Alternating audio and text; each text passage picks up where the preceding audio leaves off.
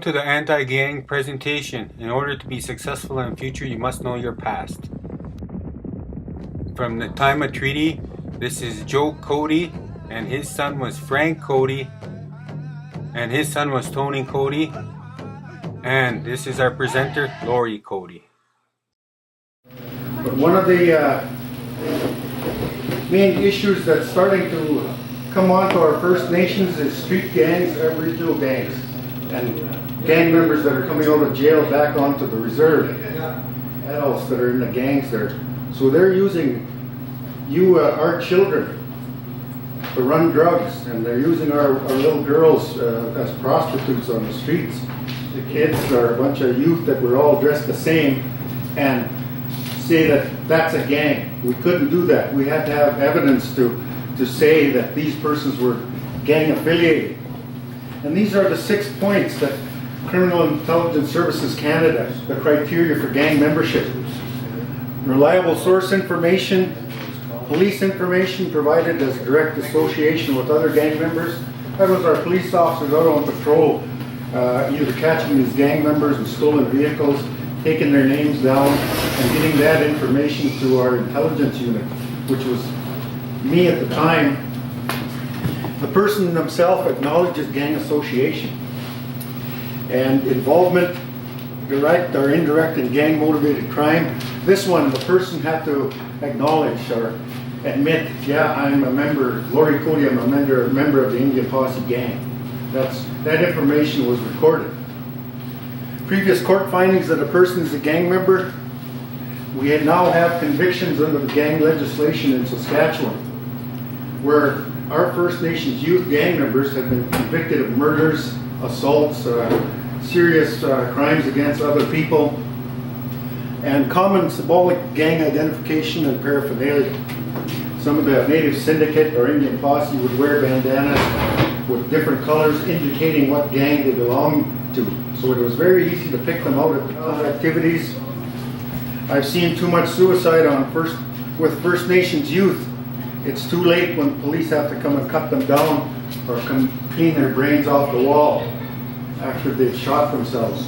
And I've seen that. I've done that in my 29-year career with the RCMP. Young people committing suicide in Western Canada, interviewing gang members.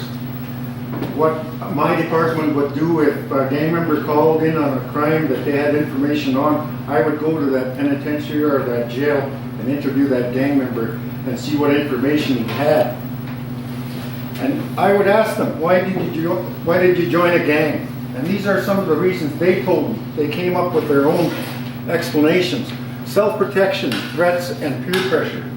Your friends, peer pressure, this is what it means.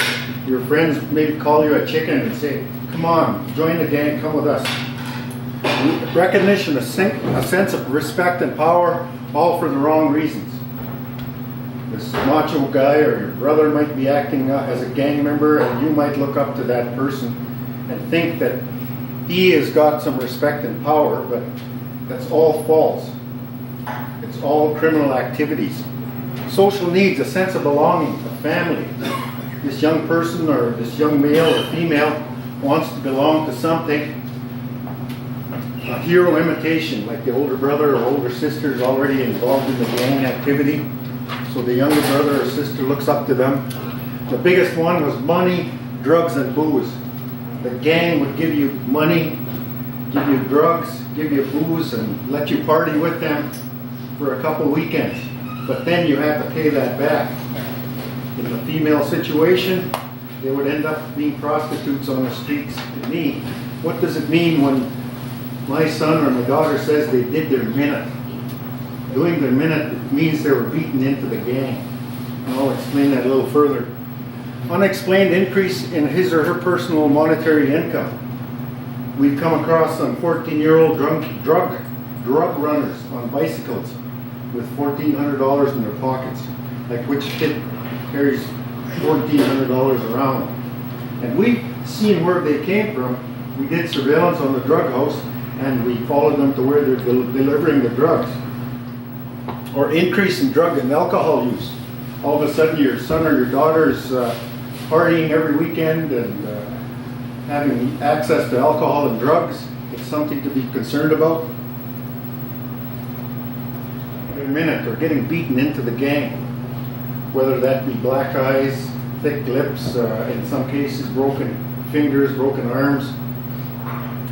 Jumped in, the same thing. These are the first initial beaten in and jumped in. That's the first initiation that we've seen. Commit a criminal offense. Steal a car in Regina, go to Moose Jaw, do a house break and steal another car, bring that back. And then you're in the gang. That's some of the initiations that I've come across in my investigations. The shaved head, the ponytails, the coloring of the hair with the girls, different gang members, that took place. That is happening right now. Females used as prostitutes. 10 to 14-year-olds work in the streets, and that's our First Nations kids that the gangs are using and abusing. They used to write their letters to each other. And these are, under the gang legislation, the corrections officers, the IPSO officers at the penitentiaries, and the youth workers at the young offenders facilities had the authority under the gang legislation to open suspected gang members' mail. And this is where we got a lot of our intelligence. Graffiti on a building, that's the gang's territory. If another gang is caught in there, they'll have a little gang fight over whatever the issue is. If it's prostitution, if it's drugs, then there'll be a fight and someone will get hurt. All these little gang members carry knives. You hear of stabbings in Regina. You hear of stabbings in the city. And now we're hearing gang related or not. Recognize gang-style graffiti. Encourage at-risk youth to avoid gang activity. Record any gang information and share it with a police officer or school liaison officer. In the city of Regina, they're really lucky. There's one police officer assigned to each school, so the students can have access to that police officer. Notify students' parents, family if you suspect involvement in gang activity. And that's one of the biggest things that we try and tell the parents and the teachers. Just robs you of your youth. Those young girls that are being used as prostitutes, 10, 11, 12-year-olds, they're no longer children. They're women now at a very early age. Alienate you from your family. All of a sudden you don't like your family. You're pushing them away. And the number one thing, it makes you a criminal. All these gang members are criminals and will only use you for their benefit or their gain. You'll be used. What to do if you're a recruit? Prostitution. That's not the way we were brought up. If we listen to our elders, you'll see that in their teachings, we were not brought up killing each other that young. You listen to the elders, they have wisdom, they have words that you've got to key in on and remember them. First Nations youth filling our Saskatchewan jails and federal institutions. Not just First Nations gang activity. They're interested in Hells Angels, Vietnamese, Chinese gangs. Whatever gang is out there, they want that information. For more information, contact 306-621-5693 to book Laurie. Thank you very much. Kachimay